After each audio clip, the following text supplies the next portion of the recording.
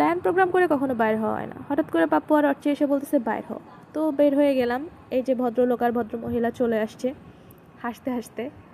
And আমরা হচ্ছে প্রথমে এটার মধ্যে ঢুকছি, ঢোকার পরে দেখলাম বসার মতো আসলে কোনো স্কোপ নাই, তারপরে চলে গেলাম হচ্ছে কুটির শিল্পের ভিতরে যাব তাই।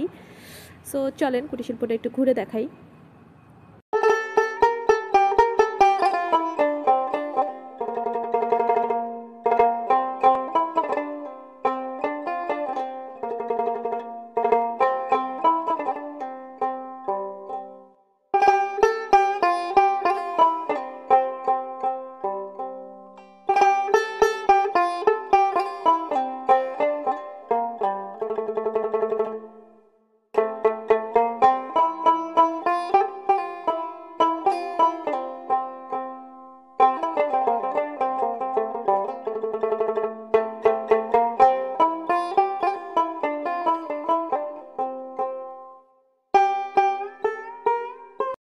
তো আমার কাছে খুবই ভাল লাগে ছোট ছোট জিনিসপত্রগুলো। আর কুটির শিল্পের ভিতরে এমনও কোনো জিনিস নাই যে নাই, অনেক ক্ষুদ্র ক্ষুদ্র অনেক ছোট ছোট জিনিস পাওয়া যায়, বিশেষ করে মাটির।